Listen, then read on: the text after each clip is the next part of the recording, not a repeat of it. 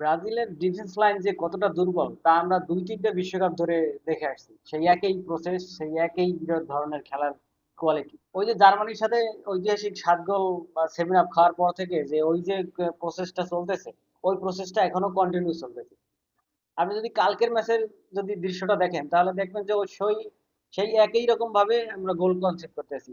যখন একটা counter attack আসে তখন কিন্তু আমাদের যে মিডফিল্ড বলেন বা ডিফেন্স লাইন বলেন তারা কিন্তু তাদের আর খুঁজে পাওয়া যায় না সময় মতন। এখন দেখবেন যে তারা কিন্তু মাঝমাঠের ওপারে।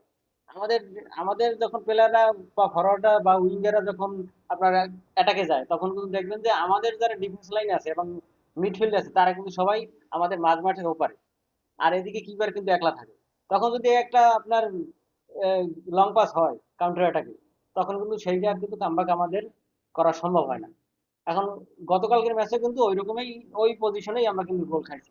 আর ওই যে জার্মানির সাথে ৭ গোল খাওয়ার সময় কিন্তু ওই একই একই ভুল আমাদের ডিফেন্ডার যারা করছে। মনে ওই সময় ছিল আপনার ডেভিড লুইস, তারপর ছিল থিয়াগো সিলভা, এরকম আরো অনেক ভালো ভালো প্লেয়ার তখন ছিল। তারপরে কিন্তু তারা কামব্যাক করতে পারে না। আর এখনকার প্লেয়ারও সেই একই। এই যে আজকের মার্কিনিউস তারপর গ্যাব্রিয়েল এদের কিন্তু সময় মতন খুঁজে পাওয়া যায় না। যখন একটা কাউন্টার অ্যাটাক হয় তাহলে কিন্তু সেই ডিফেন্স মেইন ডিফেন্সে তাদের কিন্তু খুঁজে পাওয়া যায় না। আর অর্থাৎ আমরা গোল কনসিভ করি। অনেকে আবার কিন্তু সেই ডেভিড লুইস বা সিলভা এদেরকে কিন্তু যারা ব্রাজিল সমর্থক আছে তারা কিন্তু আবার লিজেন্ড মনে করে। আর আমি এইখানে আমি একটু ব্রাজিল ফ্যান বা ফুটবল ফ্যান হয়ে এখানে কিন্তু আমি একটু ডিফারেন্ট। এখন দেখেন যে ওই সিলভাকে সিলভাকে আমি লিজেন্ড মানার একেবারে বিপক্ষে। কারণ আপনি দেখবেন অবদান, আপনি দেখবেন ট্রফি। আপনার যদি ট্রফি বা অবদান না থাকে সেই আপনি ডিফেন্স কত ভালো খেলছেন বা কি করছেন ওইটা কিন্তু দিন শেষে কিন্তু কাউন্ট হয় না। আমি সিলভার বিপক্ষে কেন জানেন? সিলভা আপনার টোটাল তার কেরিয়ারে, তার ফুটবলিং কেরিয়ারে ক্লাব বলেন আর জাতীয় দল বলেন, এই দুইটা অপশন মিলিয়ে তার দুইটা রেড কার্ড। একজন, আমি এইখানে আমার প্রশ্ন, একজন ডিফেন্ডারে যদি মাত্র তার ফুটবল ক্যারিয়ারে দুইটা রেড কার্ড থাকে তাহলে সে কিসের ডিফেন্ডার? দলের প্রয়োজনে বা সময় মতন সে সে তো সার্ভ করতে পারে না। এটাই তার একটা বড় প্রমাণ। আসলে বলদের কোনো কিন্তু শত্রু থাকে না। আমার মতে সিলভা হচ্ছে সেরকম একটা প্লেয়ার যে ডিফেন্ডার যদি ঠান্ডা মাথার প্লেয়ার হয় তাহলে সে কিসের ডিফেন্ডার? সে যদি প্রতিপক্ষের মনে ভয় না ধরাইতে পারে সে কিসের ডিফেন্ডার? যে ওখানে সিলভা আছে ওখানে বেশি ক্যারাঞ্চি করা যাবে না। এই যে এই যে ভয়টা, এই ভয়টা কিন্তু প্রতিপক্ষের ফরওয়ার্ড বলেন বা যাই বলেন তাদের কিন্তু ধরিয়ে দিতে হবে। আপনি যদি রামোসের কথা চিনতে পারেন যে একটি লাল কার্ড একটি ট্রফি, তাহলে তো সেই লাল কার্ডই ভালো একটি ট্রফি পাওয়ার জন্য। কারণ রামোসের ক্যারিয়ারে দেখেন রামোস ৩০টার উপরে লাল কার্ড খাইছে। সে কি একেবারে ভুল করে সব লাল কার্ড গুলো খাইছে?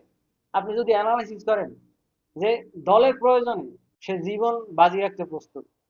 কারণ একটি লাল কার্ডের বিনিময়ে যদি আপনি একটি ট্রফি পান তাহলে সেই লাল কার্ডই তো ভালো। This is the difference. যে একদিকে রামোস আর একদিকে সিলভা। এখন সিলভাকে আপনি আপনি সেরা ডিফেন্ডার মানবেন না লিজেন্ড মানবেন, না রামোসকে আপনি সেরা ডিফেন্ডার মানবেন না লিজেন্ড মানবেন? আমার একটা প্রশ্ন। এই কারণে আমি সিলভাকে ব্রাজিলের লিজেন্ড মানাই একেবারে একেবারে দ্বিমত।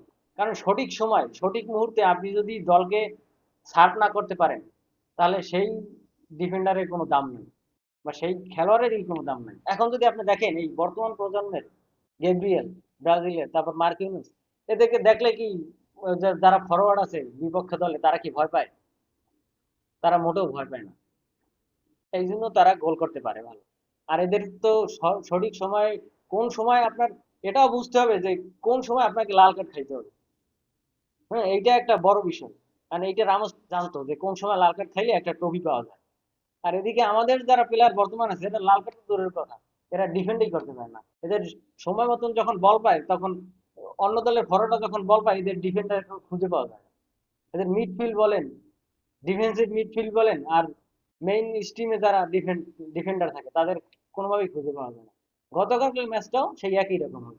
এই কারণে ব্রাজিলের খেলা দেখলে আগের মতন আর আপনার ইমোশন কাজ করে না। আগে যখন ছিল রবার্তো কার্লোস, এদেরকে দেখলেই মানুষ ভয় পেত। বর্তমানে এখন যারা খেলতেছে তারা হচ্ছে বিলো অ্যাভারেজ, অ্যাভারেজের থেকেও নিচে।